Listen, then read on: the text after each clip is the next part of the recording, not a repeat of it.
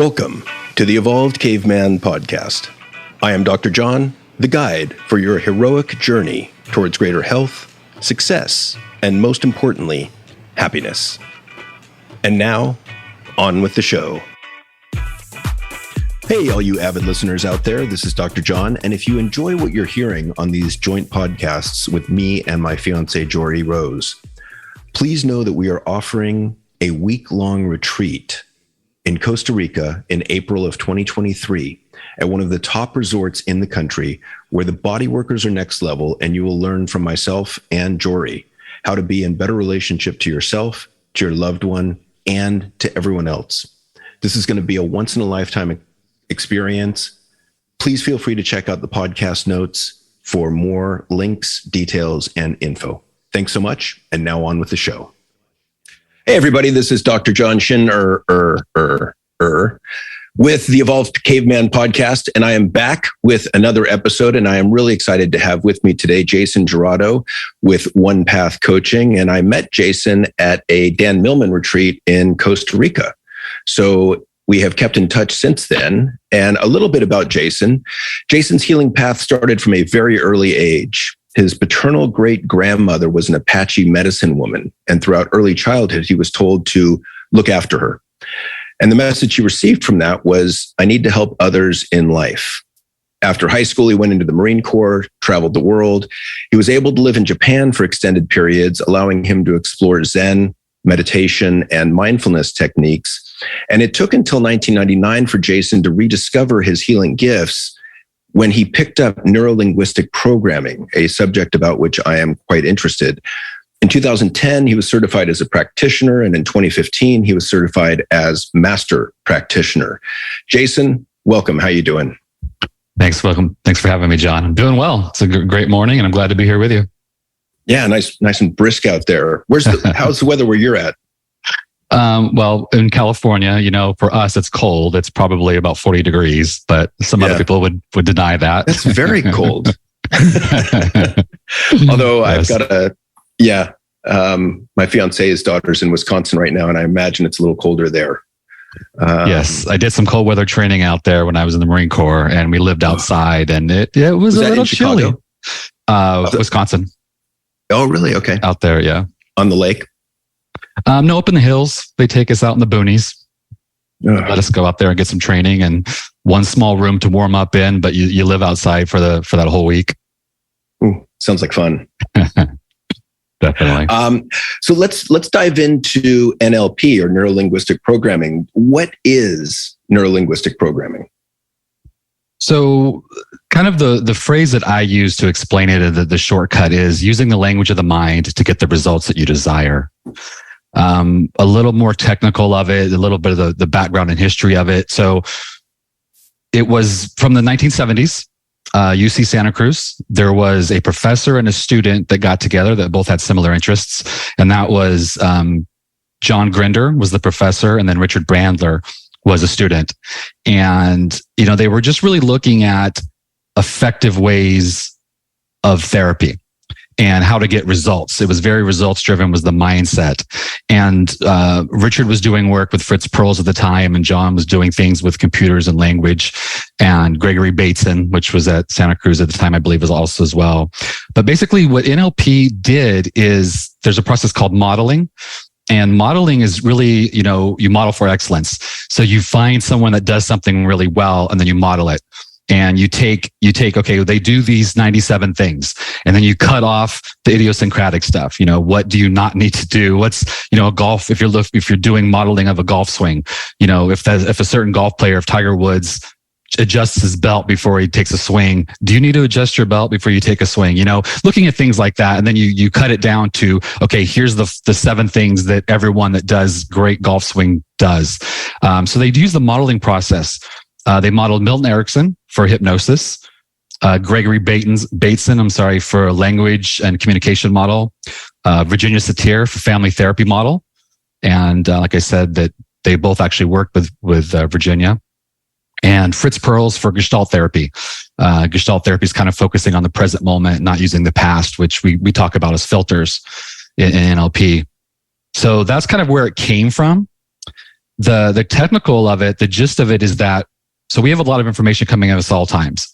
Millions, hundreds of millions of bits of what we call bits of information, right? So your unconscious mind can process, the last studies I saw said about 50 million bits of information. Per second? I'm sorry, per second. Yes, thank you. Yeah. And the conscious mind can process about 50. So you can imagine what information is coming at us and how we're processing that information on a cognizant level, but also then what's our unconscious mind seeing. So you have an external event, and that comes at us with what we call modalities, not to get too technical, but basically your sight, your sound, you see something, you hear something, you get a feeling. Your senses, yeah. Your senses, exactly. And then it comes through the filters. And our filters are like language, memories, decisions, what we call meta programs, which are just filters, internal filters, values, beliefs, and attitudes. So they go through all that process, that external event goes through those filters. And then you have an internal representation, which gives you a state, how you feel, changes your physiology, and then that turns into your behavior. Somewhere in all of that, if it doesn't all align with what your goal is, you're not going to achieve that goal. So neurolinguistics is really looking at all of those things and seeing how, looking at your values, your strategies, and adjusting them to live the life you desire, truly. So give me an example of where your thoughts, beliefs, filters are not aligning with your goal. Just a basic one, working with a lot of people in, NLP, we work with education and business and then therapy. That's kind of the three forms that it goes through. Business is one of the main ones. Think about somebody that, back in the day, and people still do make phone calls for business. Okay. So say you have to make phone calls and reach out to people, to get sales, and sales is your goal, right? So, but what if there's something in your filters that say you shouldn't make phone calls? Or what if your process, as you think about making phone calls to a possible client, somewhere in there, what if you have a picture of the client saying no or being angry or not liking what you have to say? So as you go through your strategy of making that call, there's something in that strategy that's faulty. So you're going to run through your strategy. You're going to pick up your phone. You're going to dial the number. You're going to get the person on the phone. And then you're going to get that. Let's say your strategy is down. You get that picture of someone saying no, and you react to it, and you don't have your confidence. And so then you don't accomplish that goal because the person on the line is like, no, I don't want to buy from you. Just as an example of how that would work. No, I appreciate the example because I need something simple for my mind to make sense. So that's helpful. Right. Thank you. Yeah. And so what would NLP do in that situation? Because the other roadblock I see there is sensitivity to rejection as a personality trait. Right. And so that's where it gets into, every person is different. Every situation is different. And so if I was seeing this person as a client, and I have had clients similar to this, what we would do in the beginning is we want to get rid of all the negative emotions from the past and any limiting decisions from the past.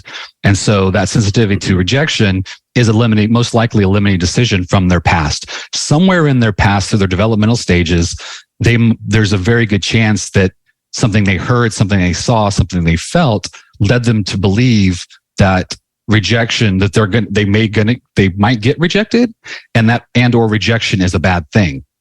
So hopefully we cleared most of that up in the early work. And then when we get to this exact situation, so what we would do is there's a really fun exercise that you scramble the strategy, basically, because, the strategy being, I do step 1, I do step 2, I do step 3, I do step 4. So let's say step 3 is the problem.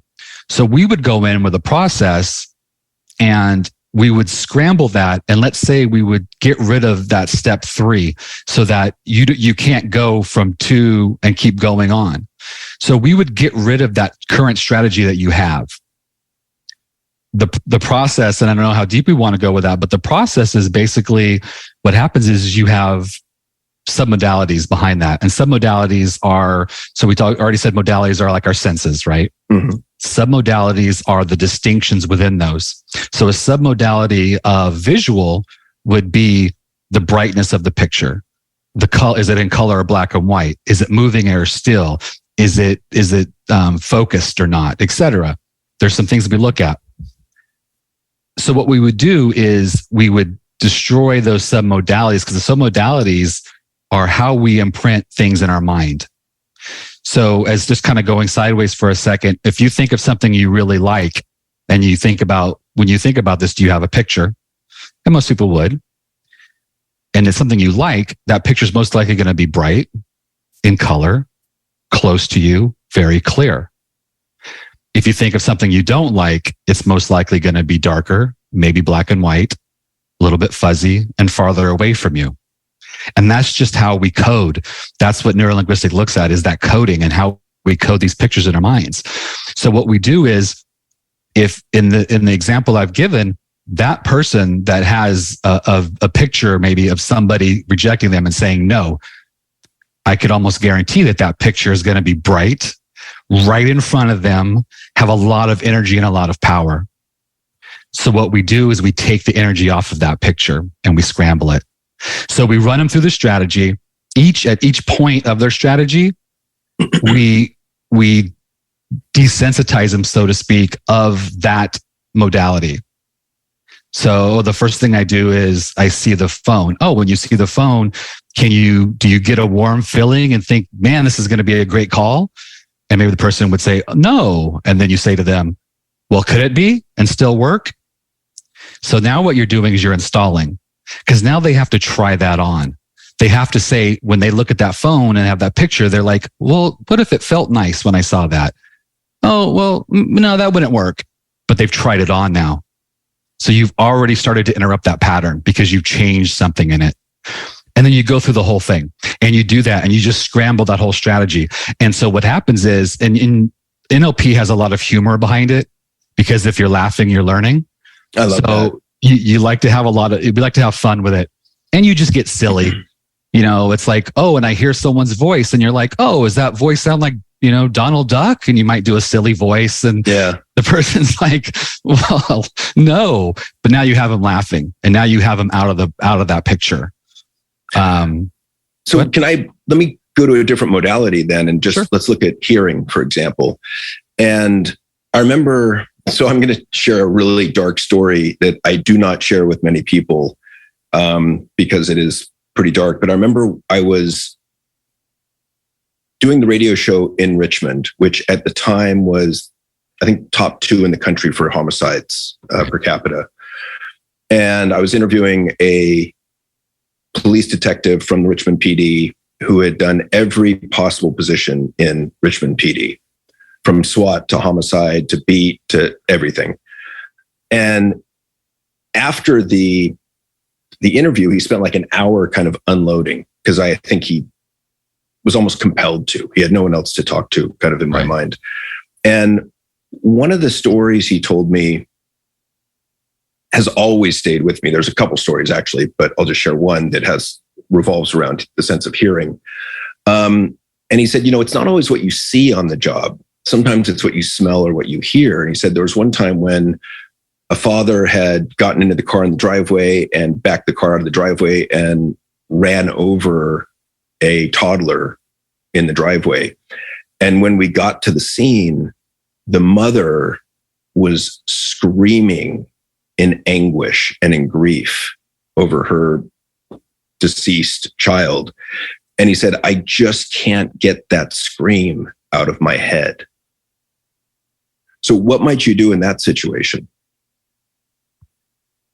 There's a couple different things there going on. And, the one thing is that early on, NLP was called out for not being humanistic, because it was all about getting results and about that, just do the technique and get the results. It has since grown to be more humanistic.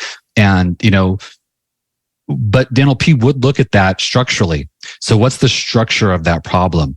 Now, and without talking to the person and not knowing the person and having rapport with him to kind of see what's going to work with him, the first thing I would think of is that memory in general is almost like a phobia. And a phobia is a one-time learning for the most part. So he has a lot of things tied to that one memory, so to speak. Okay. So I would consider doing what's called the fast phobia model, and it's a disassociation process. So disassociate him from that memory because he remembers being there.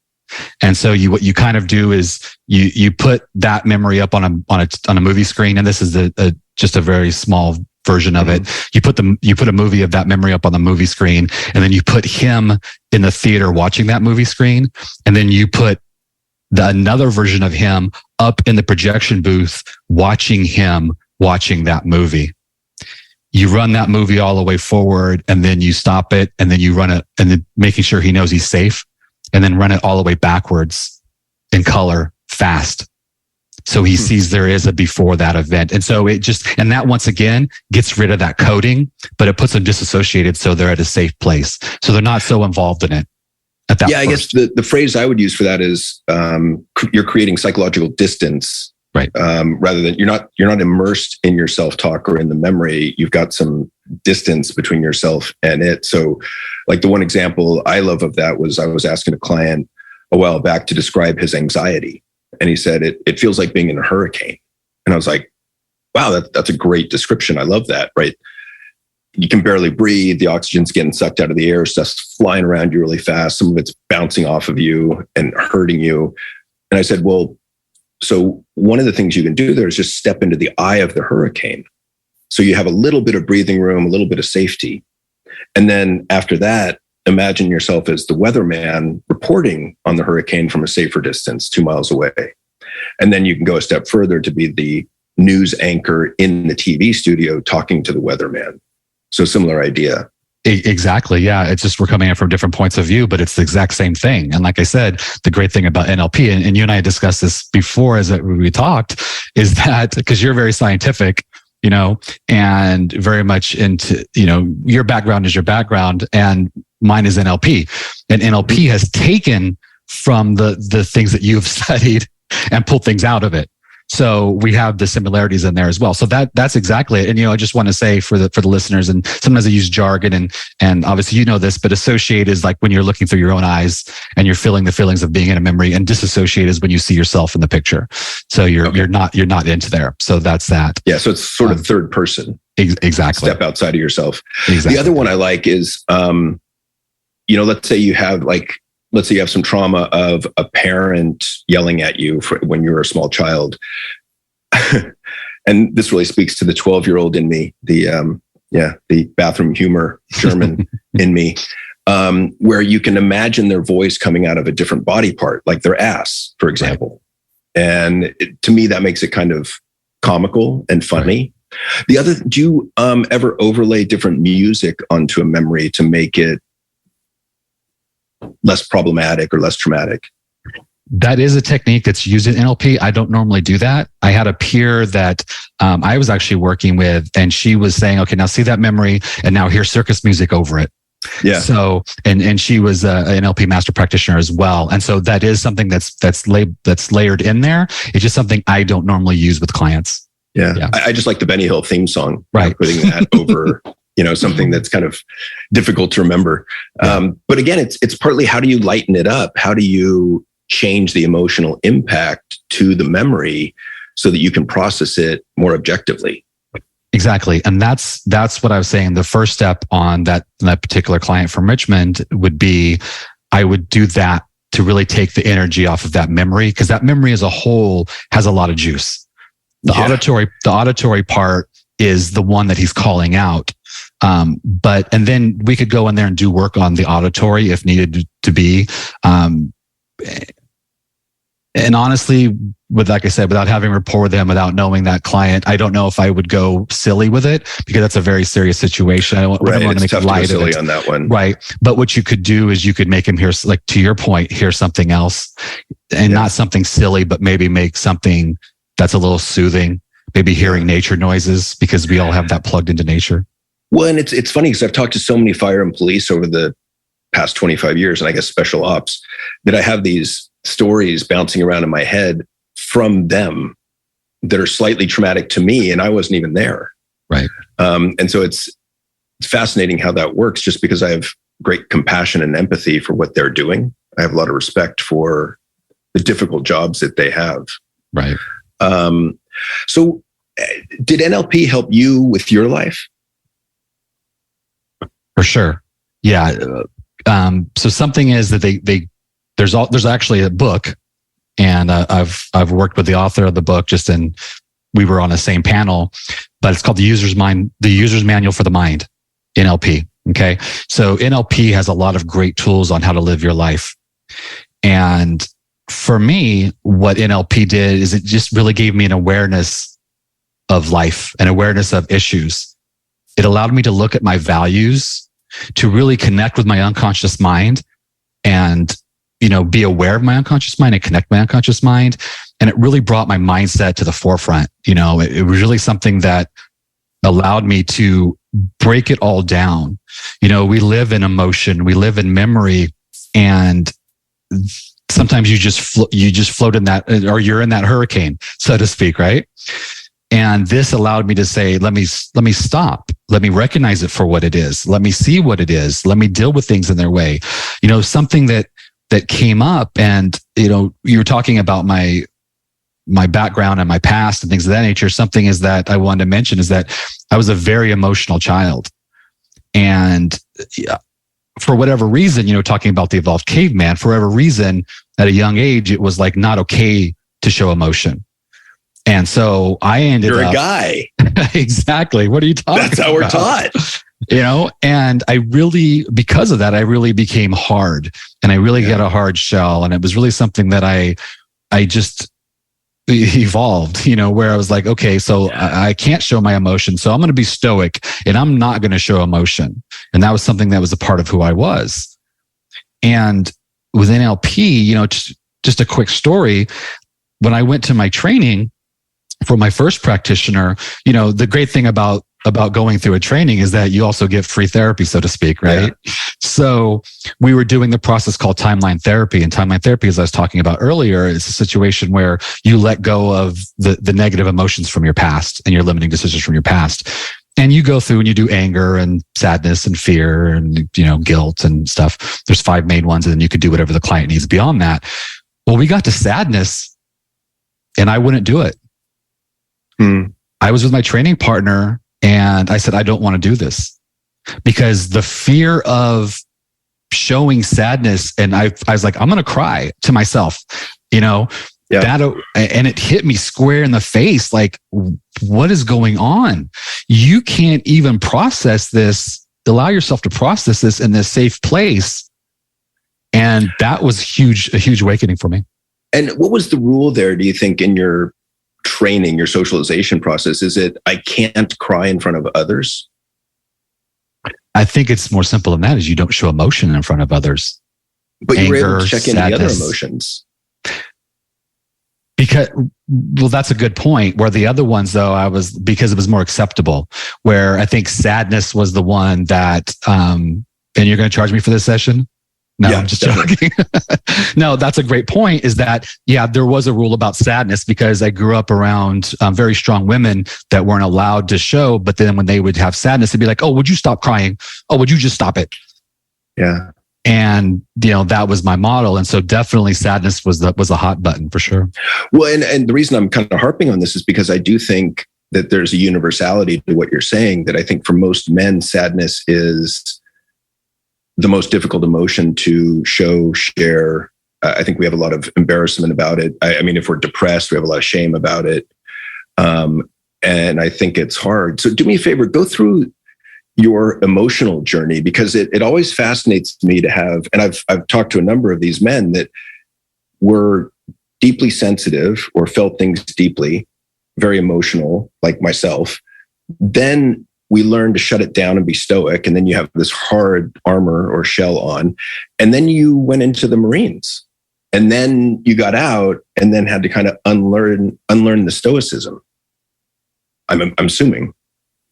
Right. Yeah. And it was just that epiphany, of it's okay. But yeah, definitely started off with that. The one thing is that, so the two male figures that I had in my life was my maternal grandfather, and old country, born in 1915, first generation, born in the United States, Portuguese dairy farmers, and he ended up opening on his garage and had sold Oldsmobiles, was very successful, had his own business, but he went. So he was probably hard. Really warm, soft, and cuddly.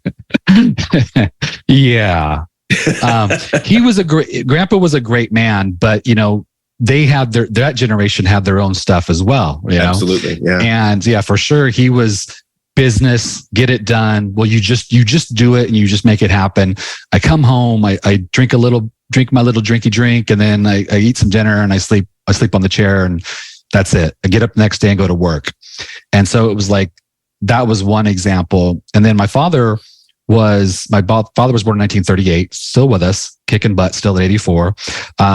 But he grew up on a ranch. He was a rancher, tough kid, eight children. Mom ruled with a heavy spoon, so to speak, Hispanic, we're Native American and Mexican. And anyway, so he grew up tough, grew up on that, also went in the Marine Corps. But Dad's always been somewhat of a poet too, he got me into literature. He showed me a lot about music. Exactly. So there was always that example. It wasn't talked about though, because you didn't really talk about these things, but that was always there. There was always that glimmering light that I can be sensitive, but you just don't show it there. Exactly. But you still don't show it. You still don't talk about it. Yeah. So I went through my life and dealt with, you figure out how to do it to a point, and not to go too far, but something that came up in my life is that I would I'm very good at mimicking. I'm very good at taking someone's persona on. Yeah. The social chameleon. Yeah. Almost like an actor. And I was really good at it. And it came to a head for me in the Marine Corps. Because I was doing that. The military experience, wow. You go into a whole nother world and no one knows how to act, and everyone's trying to figure out how to act. You had someone on your show that listened to another podcast. I think he was in the Army, maybe Special Forces, and his experience was very negative because he didn't know how to act, and he really grabbed on to the wrong behavior. Yeah. And went really negative with it. But, to speak for that, not to speak for him, but he didn't know any better. You just try to figure it out as you go along. There's no rule book, and you deal with things how you deal with things. And so everyone's kind of doing that. So you're a bunch of little like atoms bouncing off of each other, and everyone's trying to figure it out. And you eventually get to you find your space. I was still doing that. I was still grabbing personalities, and I was still in that. And I would do impressions. And one time, one of my friends is like, "Damn, Gerardo, you have your own personality. You always got to do impressions." And it hit me. And he was just busting my chops, but I was like, wow. And it really hit deep, because I was like, I saw what I was doing, and it really made me realize what was happening. So that was an epiphany for me in my life. Yeah. Thanks for sharing that, because I think that's also a common strategy that we use, because I think it's, so many of us are people pleasers. We don't want to disappoint, and we want to fit in, and we're desperate to fit in. And part of that's just survival. And I remember doing the same thing, that I would adapt my personality to fit who I was with. Right. And because I didn't want to not fit in, I wanted to be cool, I wanted to be liked, all that stuff back in, high school or college. And I had to learn that's not really the best way to go. Like, it's far better to know what your values are and act according to values, because there's a number of benefits, one of them being higher self-confidence, but also they give you these guardrails for your behaviors.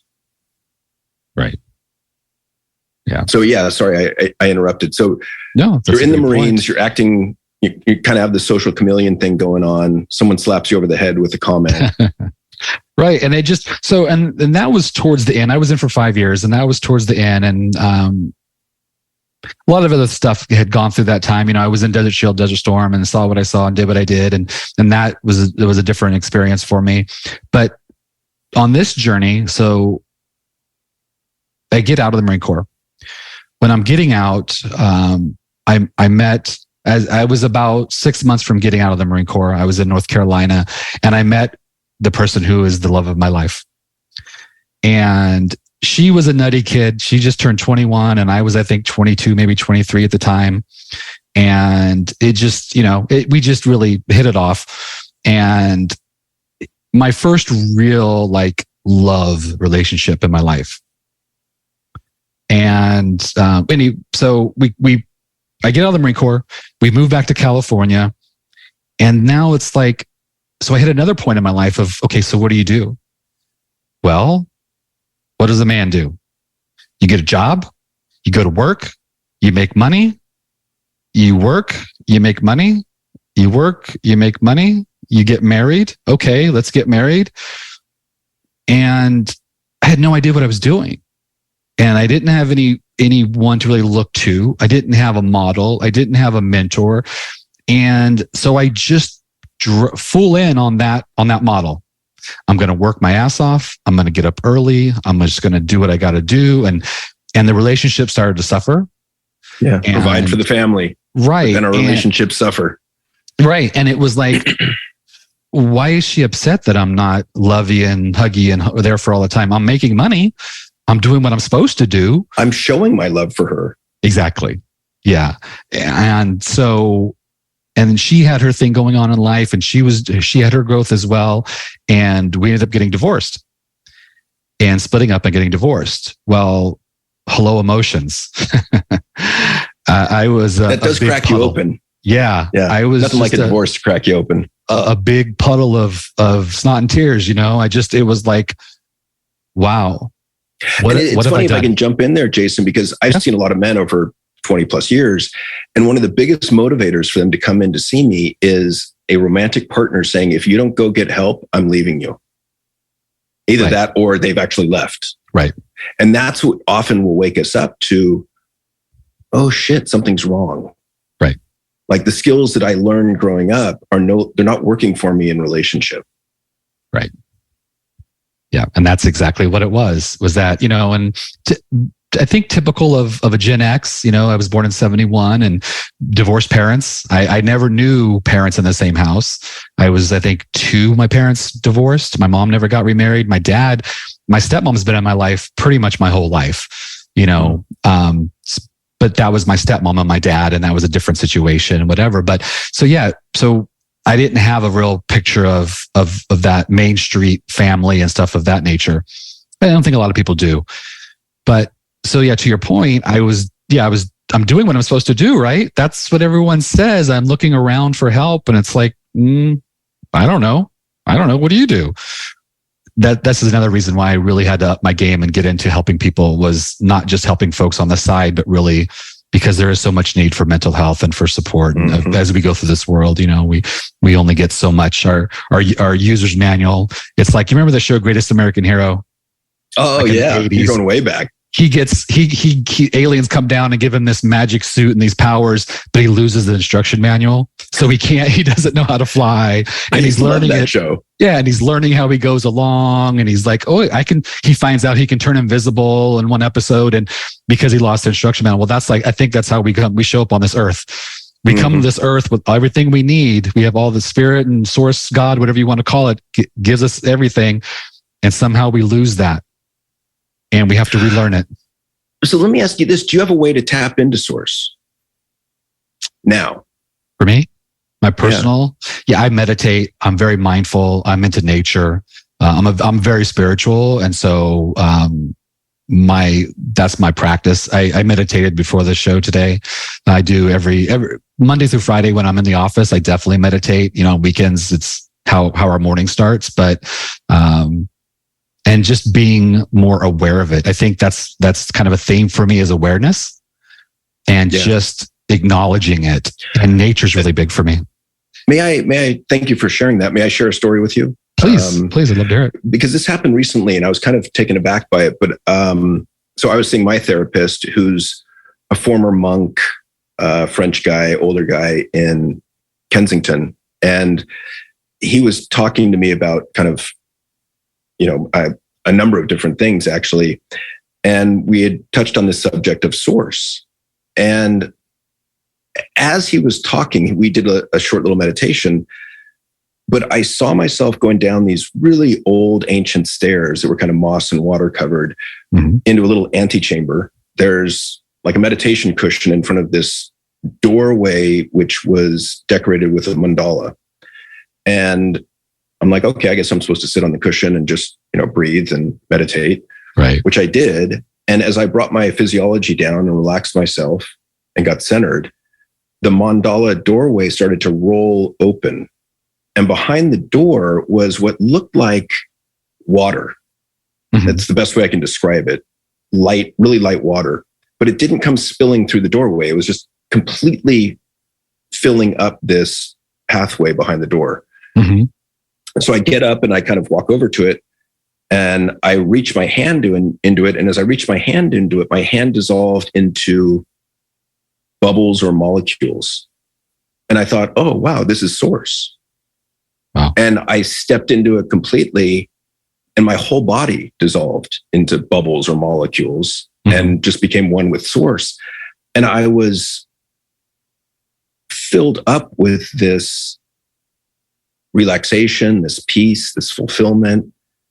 And I was like, holy shit, like I've never had this experience before. Like it was palpable, it was visceral, it was full body. And I was just like, huh. So now I continue to try and get back to that with that visual and I really enjoy it. But yeah, I think, nature's high up there, meditation high up there, deep breathing. But I do think that, the more people we can get connected to source or get connected to, some of these spiritual beliefs like all is one, honor one another, respect one another, the better off this world's going to be. Yeah. There's love is connection, peace is connection, and all else is not. Acceptance. Yeah. That sounds very similar to shamanic journeying, what you were just talking about. The South American indigenous people, the shamanic journeying is very similar to that. Where you go down a path and they walk you through and you go down a river and you go into the earth and you go down kind of similar to that. So that's amazing. What mine is, and since you shared, I'll share with mine is please.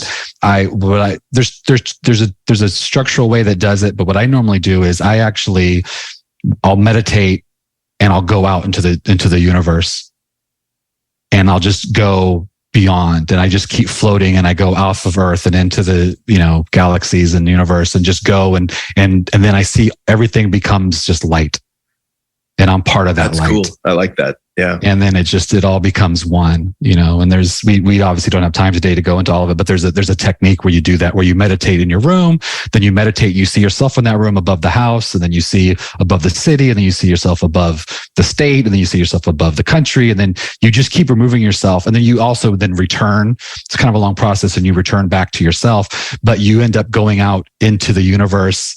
It's kind of like inductive. Well, and it's funny to me because it sounds like, I'm a comic book geek and it sounds like Doctor Strange's kind of astral projection, which always amazes me how there's some truth in many of these fictional stories that we love. Right. Like Avatar, The Last Airbender, that's got a lot of truth in it and it's a cartoon. Right. Yeah. Anyway, so let's bring it back to NLP. And what advice would you give to people that are struggling with things from their past that might be holding them back? Yeah. One thing I want to close a loop real quick. So okay, please. We ended up getting divorced, we ended up being apart 7 years. She got remarried. We stayed in touch. We're always good friends. She's the love of my life, always has been. We ended up getting back together and we've been together this time for 17 years now. Wow, congratulations. Because she was the one. And I just mentioned that because, that it just kind of, it closes that loop where it does close the story well. Yeah. It was a situation where I found mine. Now, let me ask you this because, and her learning kind of aside, we'll just put that separate. Yeah. Did you have to do some learning in order to show up differently in relationship the second time around, to show up successfully? Completely. Yeah. I had to get a lot of what I'll call life out of the way. I had been so reserved. I had been so doing what everyone told me to do. I'd been so like, oh, well, this is what I'm supposed to do. I lived in that supposed to do for so long. I had to live for me. And it was really about my journey. Learning? Like relationship skills or communication or emotional awareness.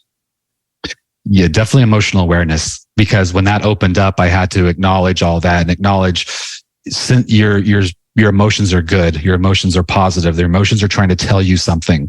That's something I work with clients with. It's like, don't push the emotions away. And that's something I definitely want to talk about in that to answer your other question. But so I did have a long journey to go, and I had a lot of growing up to do, and also a lot of growing into me and being Jason. Yeah. Well put. Yeah.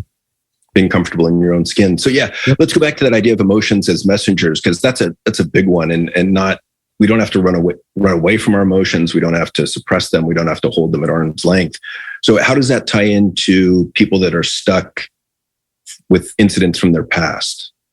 So I want to share a couple quotes. The first one's from Freud. Unexpected or unexpressed emotions will never die. They are buried alive and will come forth later in uglier ways. Yeah, but Freud liked to have cocaine blown up his ass. So how credible a source is he? I'm not worried about the source so much as the words. Okay, maybe it's a good quote. The broken clock's right twice a day, right? I was like that story about Freud. I was like, what does that feel like? Huh? Yeah, and then someone was saying that, so Freud was his own thing, and that's a whole nother thing.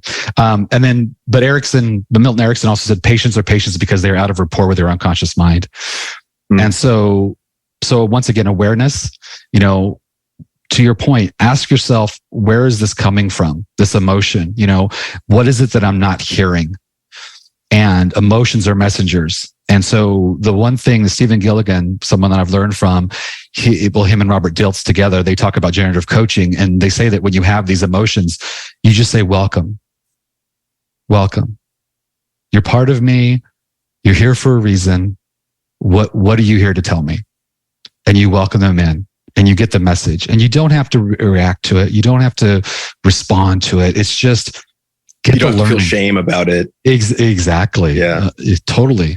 But one of the things I've noticed, Jason, is that I think prior to that, we have to develop self-awareness, because the vast majority of us are really poor in self-awareness. So we're not even aware what we're thinking or what we're feeling to a large extent.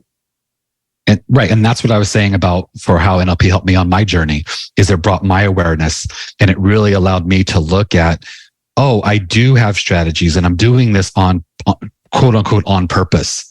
And I'm doing this for my values. I'm doing this for a reason, because I think that this is the most important thing about this world. So relationships, my value in relationships was probably like security.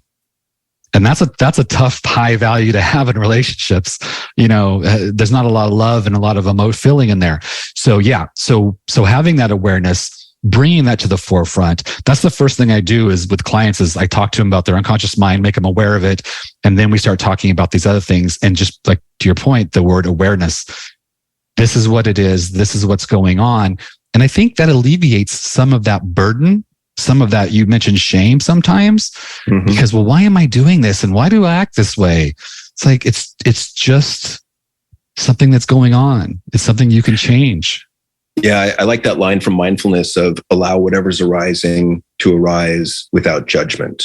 And that without judgment phrase, we really struggle with, especially men, because, we're socialized to be stoic, to not feel, and yet we're human. So we do feel. Right. And when those two come into conflict, which they inevitably will, I think we feel embarrassment, shame, guilt potentially. But the biggest one is shame, which, shame to me is the belief that we are unworthy of connection, love, and belonging. And what are we seeing out in the real world right now, but an epidemic of male loneliness, male drug abuse and addiction, and deaths of despair. That's all disconnection to me. Yeah. And to go back on that, we were talking about kind of emotions as messengers. The other part of it on the other end is we have to, when we get the message, we have to interpret the message correctly. For example, I see a lot of people that are dealing with anxiety and think that anxiety means don't move forward with this. It means turn around and go away. And I don't think that's correct. I think that usually the indicator with anxiety is it's signaling that you're going in the right direction. It's uncomfortable, and you need to go through this fear rather than turn away from it. Right. And it goes back to what I was talking about earlier, and we deal with talking about neurolinguistics again, is that these filters. So a quick story, 2 kids, 8 and 10 years old, making mud pies. The mom's like, listen, I got to work. I'm going to be in my room. You boys are on your own. You could babysit yourselves. You're going to be fine. It's summertime. They're off from school. They decide, you know what we need to do? Let's make some mud pies. So they're like, but I don't want to be outside. You know what? Let's make them on the kitchen table. So 8 and 10 years old, what are they going to do, right? They get these buckets to go outside, make some mud, bring it in. They're making mud pies on the table. Mom comes out and freaks out, completely freaks out. What are you doing? Oh my God, I can't believe it, whatever. They got to clean it up. They got to do their stuff. The one child takes away from this event. I'm a bad kid. I don't do what I'm told. I'm a bad person. I don't know. I do bad things. Why am I doing this? The other one takes away, don't make mud pies on the kitchen table. Same experience, same parent, total different things they took away from it. Yeah, and that's overgeneralization. Exactly. Yeah, it's a huge mistake that we make. Yeah, good story. Yeah. So I got to wrap up here shortly. Yep. And in wrapping up, is there anything that I didn't ask you that I should have? You know, the one thing that we talked about, or that we were thinking about, is the helpful mindset. Mindset is such an important thing. You know, it's how you address things, how you face things. You know, like you talked about what things mean to you. The one that I love, the one that I talk about the most with people, is the beginner's mind. The Shoshin, the Zen Buddhism. You know, it's an attitude of openness, eagerness, lack of preconceptions.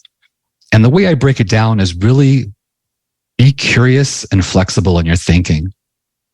You know, if you're open to that, you don't know everything, and that when you hear new things, being flexible and maybe absorbing that and seeing that things aren't always the way you think they are, that's a great place to start.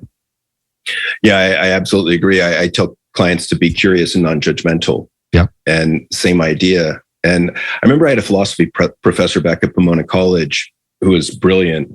And one time in class, and this was before I was even into psychology, he said, you know, psychology is about helping you realize when you do this. And he made a closed, tight fist.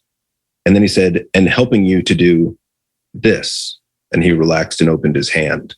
And I think that's a good metaphor for psychology, but also for a beginner's mind.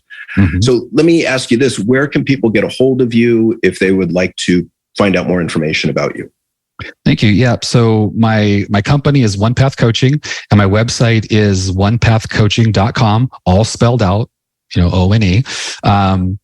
And they could reach out there, and all my social media is on there. I'm very active on LinkedIn. I'm also a writer, so I love to put posts on there. And they could also email me direct at onepathcoaching@gmail.com. Once again, all spelled out at gmail.com. Fantastic. One Path Coaching. Well, thank you so much, Jason. I really appreciate you coming aboard and spending some time talking. I appreciate the stories and the wisdom. And that is it for this episode of The Evolved Caveman. If you like this episode, please be sure to like, rate, and review, share with your friends. If you didn't like it, you don't have to do a damn thing. Thanks so much. I'll see you next time. Thank you for listening to the Evolved Caveman podcast. If you like what you've heard, support us by subscribing, leaving reviews, and sharing the podcast with friends and colleagues. For the latest, most powerful tools to connect with like-minded men, join the Facebook group at The Evolved Caveman. Follow Dr. John on Instagram at The Evolved Caveman, all one word, or join the email list by visiting guidetoself.com.